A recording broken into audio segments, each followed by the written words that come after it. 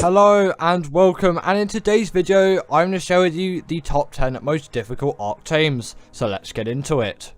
In at number 10 we have the Desmodus, and this is just one of those creatures which, albeit isn't going to be the most difficult tame out there, getting those blood bags for that first Desmodus is definitely going to be a challenge, and also just surviving the whole thing and getting to the area where they spawn is quite a challenge as well, especially when there's so many of them all in one place and you just want to tame one of them and you don't want loads and loads of these things after you.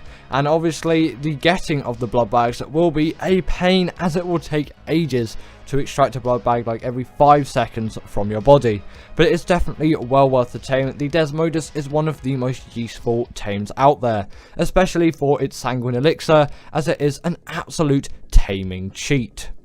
Next up we have the Bloodstalker, and this has the exact same taming method as the Desmodus, but why is it more difficult? Well, blood bags are not easy to get on Gen 1 in any circumstance at all, as yes, once you tamed your first Desmodus you have yourself a blood bag farm, whereas that simply isn't possible on Gen 1, and you just have to keep doing that same method and getting hundreds and hundreds of blood bags to actually get yourself a really high level Bloodstalker. And these are definitely essential on the Gen 1 map, as they are pretty much the only creature which you can use to get around, as flyers are banned on that map.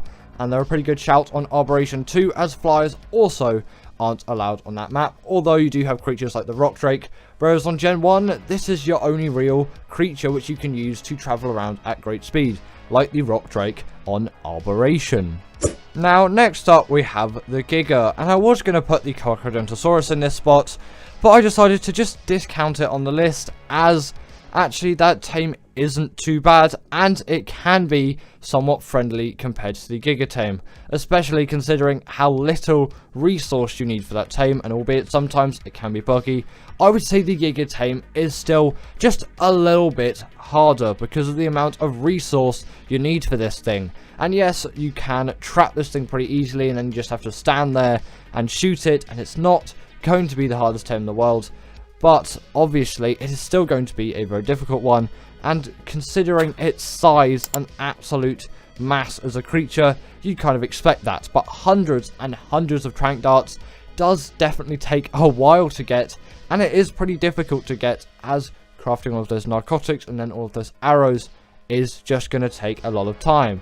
And if you're breeding this creature on official, then have fun with raising a creature like this for 2 whole weeks. This is why I am never an Ark official player. Now, next up we have the Golem, and this creature is essentially tamed by shooting cannons into this thing's face, or you can use rocket launchers, but it is a lot harder to do it with that method, albeit cannons' mobilities are absolutely terrible, whereas the rocket launcher you can aim pretty easily. It's just more difficult to actually get it to work with the rocket launcher for it to deal enough torpor before the creature actually dies, as the rocket launcher is more of an attacking weapon where no one, absolutely no one, is going to use the cannon to raid a base in a PvP scenario or anything like that. Rocket launchers with homing missiles will probably be used at some point, and they definitely are used to destroy metal bases, but not cannons. That is kind of more of a taming weapon which can be used to tame things like the Golem, and also creatures like the Astrocetus as well. And it definitely does make the tame very difficult, as the cannons are hard to aim and very, very expensive. But it is well worth it, as these creatures are absolute beasts of Scorched Earth, and they can tear through any creature that spawns on that map. Now we have the Basilisk, and this is the first Arboration creature on the list, and actually the next 2 creatures after this are Arboration creatures again. Arboration creatures are actually significantly harder to tame than one may think. And in terms of the Basilisk taming method, it seems very simple on paper. Just get some Rock Drake eggs, that's your only real option on Arboration, but you can use Wyvern eggs, and you can use Magmasaur eggs if you want, and then drop them in front of it without aggroing it, and then it will eat them, and then you have yourself a tamed Basilisk. But aggroing it is very easy, and obtaining those eggs, especially Rock Drake eggs on Arboration, is very, very difficult if you don't have a Rock Drake already. And even if you do have a rock drake, it still is a challenge to go all the way down into the red zone and get those eggs and bring them back up. The basilisk is definitely a hard tame, but a very fun one which you should do at some point, as long as it doesn't bug out, but you know, it's Ark. Now we have the rock drake, and you may be telling yourself, well, isn't the basilisk a harder tame as you have to get the eggs and also not de-aggro it? Well, this kind of becomes a more expensive tame, basically just requiring air conditioners to raise it once stolen, but obtaining that egg and also getting it out without a rock drake is very difficult, and you can tame the basilisk if you already have a rock drake, and it will make that tame much easier. But if you don't, then the basilisk tame may be considered a little bit harder, as there are some extra steps, but you do have to raise this creature as well on top of hatching it, so it is a very, very timely process, which is why I'm putting it higher on this list than the basilisk. But once tamed, this is a creature which is essential on Arboration, and if you are playing Arboration, then you definitely want to tame these things, as this is pretty much your only real way of traveling around the map like you would with a flyer, and it is such great achievement once you obtain one of these things, and it is so worth getting one of these things, and you definitely really should try and get yourself a rock drake as soon as you can. Albeit they are very difficult tames, it is definitely attainable to an Ark player with any moderate level of experience. And the Reaper had to be on this list. This creature is one of those tames with an immense amount of steps.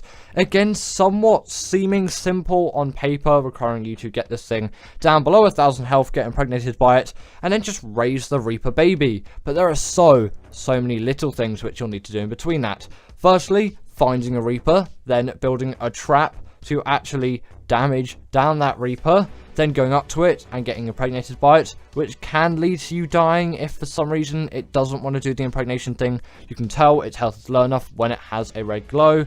Then after that, you need to get loads and loads of XP to get this Reaper to be as strong as possible. Then after it's raised, it's going to kill you so many times, and Reaper pheromone glands are going to be used to kind of put yourself in the position that the Reaper mother would be in. But once tamed, it is well worth it, as these are the beasts of Arboration. They deal so much damage, and no creature can really stand against the Reaper. They're even stronger than the Giga, really, in my opinion, in terms of force, and they're a lot smaller in terms of their size as well, and they have a hell of a lot more mobility over something like the Giga. In at number 3 is the Rhyniognatha, and these creatures are very irritating and difficult to tame, as their tame method just has a wealth of steps. And on ASE at the moment, and just into the future on ASE, you will just have a hard time finding these things on the island or Lost Island in any swamp biome, as they are incredibly rare.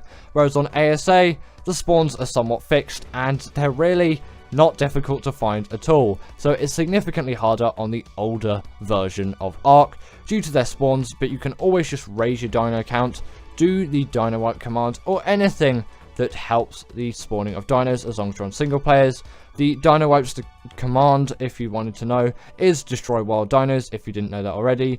Don't just put destroy all dinos. I can't remember what it is. There's a command like destroy dinos.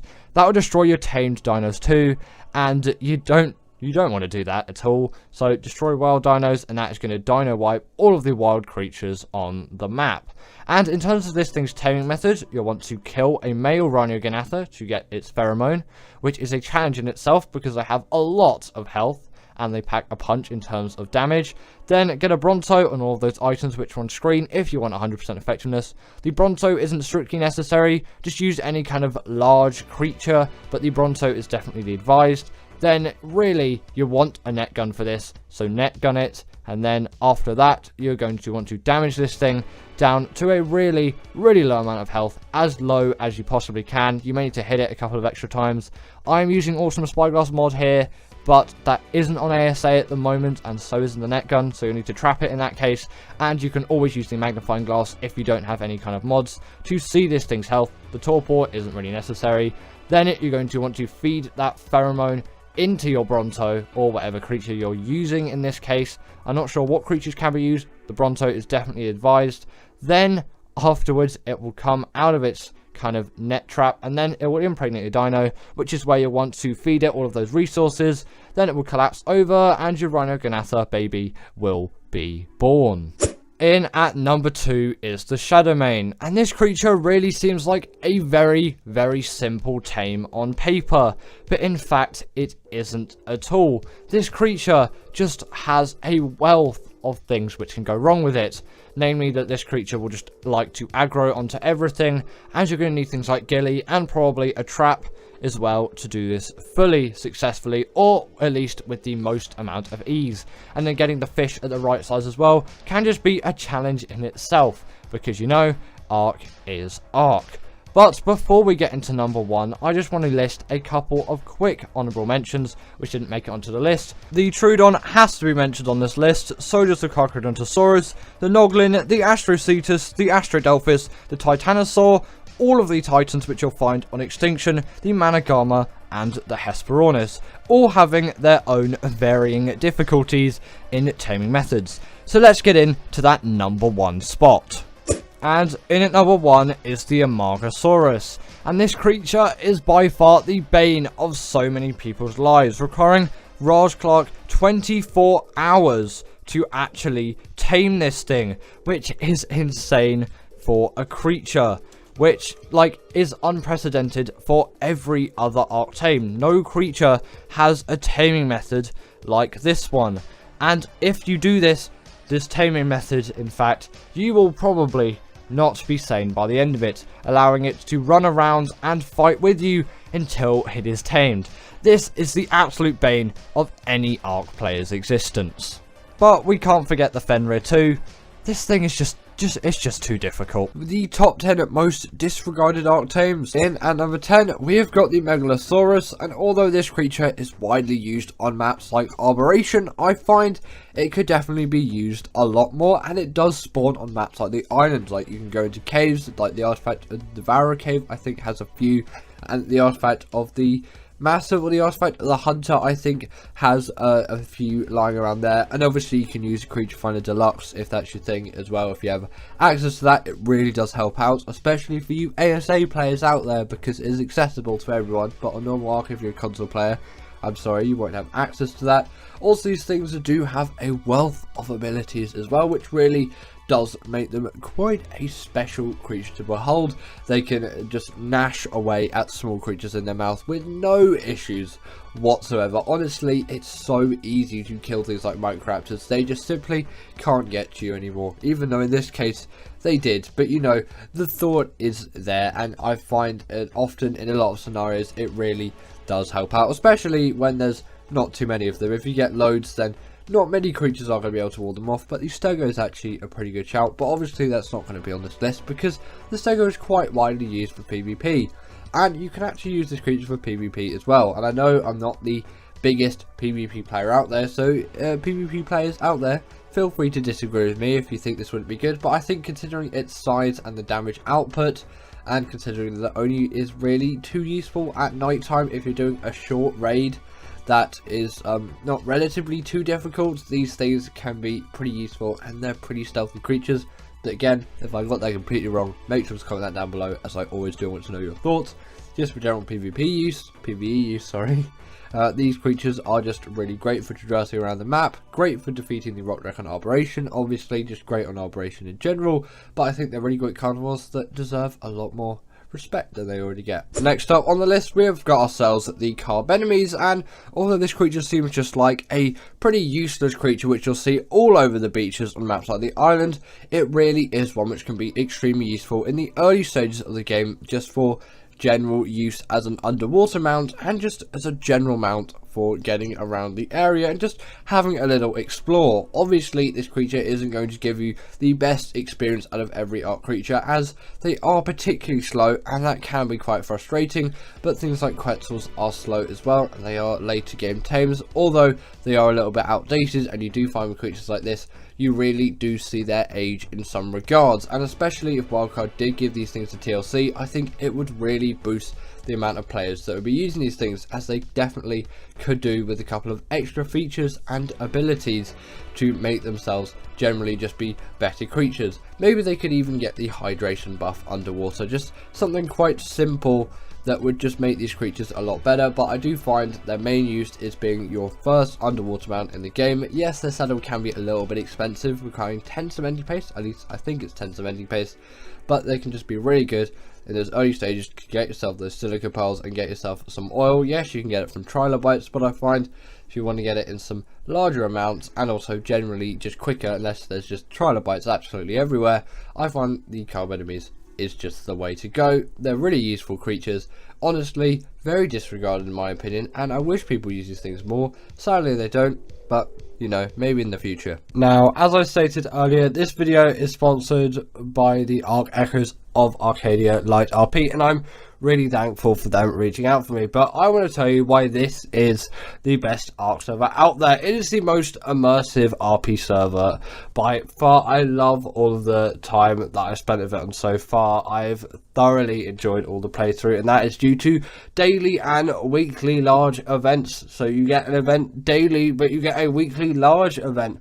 On top of that, there's 9 gigabytes of DLC full conversion, which just adds a whole new way to play.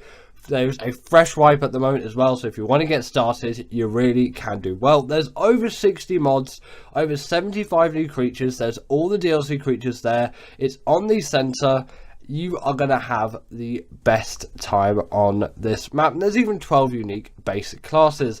And with a server like this, with 100% uptime, there's really nothing that can go wrong. So scan the QR code on screen, or there'll be a link in the description to join the server right away. Next up, we have got ourselves the Bloodstalker. And although this unassuming little creature spawning in the bog biome on Genesis 1 seems like it would be used quite a lot, and although yes, it is actually used reasonably widely among players, the Maywing has sort of taken a place as a better travelling mount out there, but that's actually not why I put it on this list. Contrary to popular belief, I think that the best use for this thing isn't just to be an insane travel mount, but is to be that epic underwater ocean creature that you've all been looking for. At least I've been looking for it, and in my recent Ark exploration I have found the Bloodstalker is an extremely effective creature for use in underwater travel. It really is one of the most diverse creatures in so many ways, especially again linking back to underwater exploration.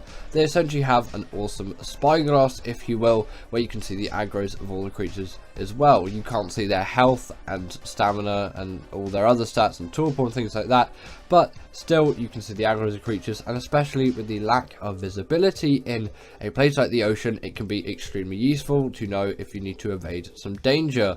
Also, these creatures just generally are really useful mounts, and I feel like the Maywing has taken too much of the spotlight, if you will. I know it is a really great creature, but I find that if we have a little bit more creature variety in our life, we can find some better uses for creatures, the Bloodstalker being a great underwater travelling mount, and that's my niche that I find it to be good in.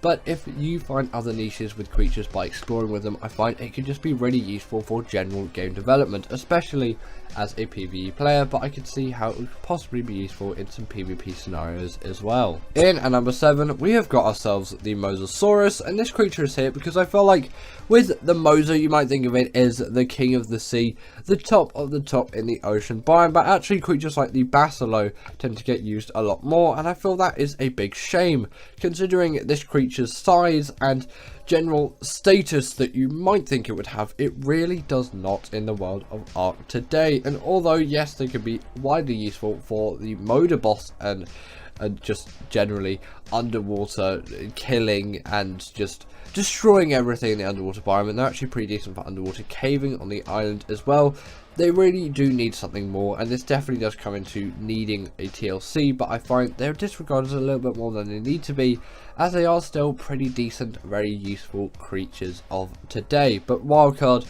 I really do urge you to add some more support to this creature, as I do think they need it. They just need that lift to really become some powerful creatures, as they're just other creatures right now which do it a lot better than this thing. Coming up next, we have got ourselves the Velonasaur, and I feel like this humble creature on extinction really does deserve a lot more attention. This thing spawns in the desert dome on the map, and you know, a lot of people did tame it back in the day, and more people did tame Velonasaurs back when Gen 2 came out with the Velonasaurs, and they definitely just show Wildcard does give these things a lot of respect, and I don't think they need really any TLC in any regard, you could say. Although the one improvement could be if you level up the melee damage, their spines, you can call them, they will actually scale with the melee damage, because they don't, only your melee attacks will. But maybe you could say that is a little bit too OP, and I think everyone would be using those if you did do that, but still, these deserve a lot more attention. Okay, the Velonasaur is a really nice niche of a creature which you can't really find anywhere else, and you'll find loads of cool uses for it, and I find that is really useful to have. Again, linking back to the Bloodstalker, if you experiment around with loads of creatures in the game, you'll probably find some creatures that you really like using for very specific tasks. And with this thing, it's just generally attacking creatures from afar, and you'll find it just be quite useful as a general travelling mount. At least I have, is you can just quickly kill things off from a good distance away, and it really does aid me in my travels. But obviously you can find your niche with this thing as well. In at number 5, we have got ourselves the Carnotaurus, and I really do want to talk about this creature quite a lot, because I am definitely a Carno lover, so I do have quite a lot of bias, but you know, I do have bias for this whole list, as I am the one making it, although I've factored a little bit of just general things that I have found around, because I don't just want to play into my opinions, although they are largely mine. I do want to know that. I do want to tell you that, sorry.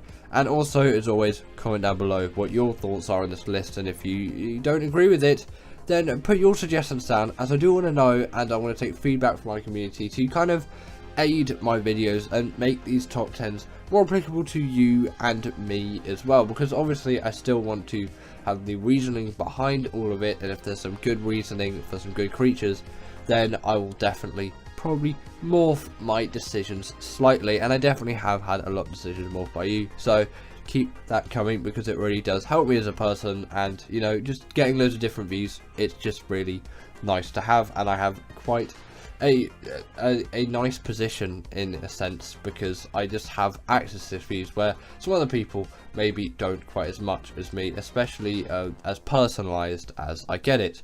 But speaking about the Carno, and not you guys, although love you guys a lot more than this thing, the Carnotaurus is a creature which deals the bleed damage, and it's relatively fast and agile, and come on, it's really easy to tame. You'll have no issues with it whatsoever, especially on ASA. These things are dead easy to tame, no issues whatsoever. Just kill the parent Carno as long as it has a baby attached, then boom, you just press a button and you've got yourself a Carno. Obviously you can just lead these things into a trap as well. Sometimes you don't even need a trap, just stand on top of a cliff and then just shoot down on it, and then boom, it's really easy to tame these things, and they're really useful, fast, agile creatures. People usually go for arrows instead, but I find it's a good bridge and a nice creature to have. Now, I often find the Quetzal isn't talked about nowadays, and it really does in a lot of ways sadly show its age. This creature is deadlily slow, if that's even a word.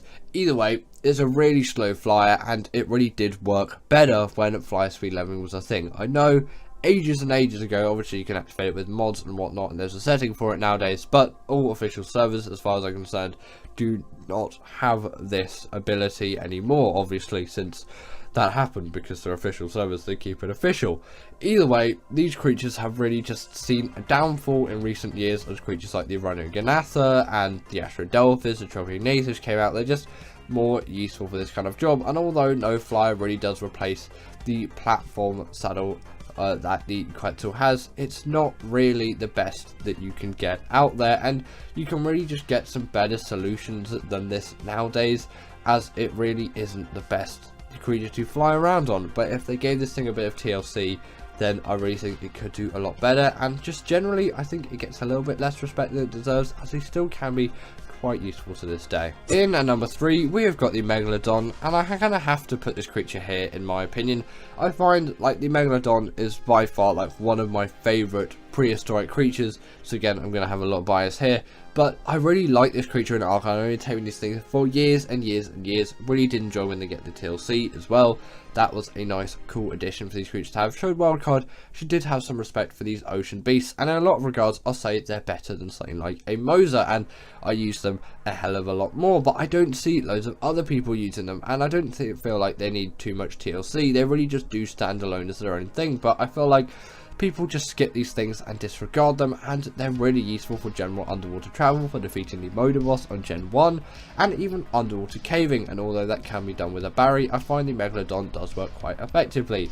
It's just nice to have a Megalodon. It's a really easy to tame, effective, useful underwater mount, and you can do a lot with it. Although its turning circle isn't the greatest, the Wyverns isn't either, so anything about its mobility, you know, there's some really good creatures out there loads of people use that have terrible mobility, although not the strongest argument I've never heard for these things. I really think they could be used a lot more. Speaking of the Barry, in number 2 we have actually got the Baryonyx, and I'm going to put this creature here as with the rise of creatures like the Shadowmane, and also just ever since the Thyla's release, this creature has had a decline in uses, and it goes down, I'm pretty sure, year by year. Less people talk about this thing and less people use it, but it is just so useful for doing any kind of caving. I really think it deserves to be on this list 100%.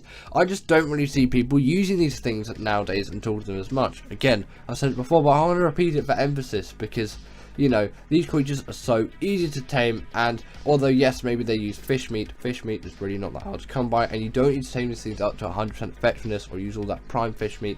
Unless you're an official, then it is going to take quite a while, but still, it's not the hardest thing to come by in the game, and it is definitely worth the effort because of their insane caving ability. They're also just generally great carnivores to have traveling around the map, and obviously if you right click or whatever the equivalent second attack button is for you, if you're a console player or mobile player of course, then you can use the spin attack underwater, and it can stun creatures up to the size of a Megalodon. Again, really useful for doing underwater caves. Like I said when I talked about the Megalodon, the Barry is also a great option which can be used, but it's mainly great for caving and also just as a general travelling mount. Again, you can find your niche with this thing, but maybe stick to with what people find this is the best for first and see how you go. And finally, in a one, we got the Crystal Wyvern, and I'm putting this thing here as Wyverns are heavily used by tons of Ark players, and especially considering Ragnarok, as far as I'm concerned, is still the most popular Ark map out there. Not sure what Field has done to that statistic or not. It's crazy to feel how the Crystal Wyvern gets like no respect compared to the Wyvern, and it is heavily disregarded. In some ways I find that maybe it has an easier taming method, and because of that it has some kind of psychological nocebo that these creatures just generally are worse, but in most cases I find they're better. Loads of you out there have been saying that you really like the Ember Crystal Wyvern. That's your favourite. For me, it's the Blood Crystal Wyvern. Obviously this is a Tropical Crystal Wyvern, but still the point stands, it's a Crystal Wyvern, then the B-roll works with what I'm talking about. Either way, these things, yes, maybe they are locked behind a level 60 kind of a barrier to actually tame one. You need to knock out one anyway to get the Primal Crystal.